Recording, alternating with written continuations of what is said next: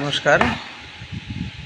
তা আমি একটা কথা ভাবলাম যে যেখানে কাজ করতেছি ওইখানে একটা ভাবলাম ভিডিও বানাই। তা দেখতেছেন একজন এক্সট্রা ফিটিং করি আছে, দুইজন, একটা মিস্ত্রি একটা লেবার, আর দুইজন পোস্ট বানতেছে। তো ভাবলাম একটা ভিডিও বানাই দিই, দর্শকরা দেখাই, ভালো পাইব। তা এই দেখেন পোস্ট বান্ধা হয়েছে, এক্সট্রা ফিটিং করতেছি। তা আমার মিস্ত্রি ভাই যেখানে কাজ করো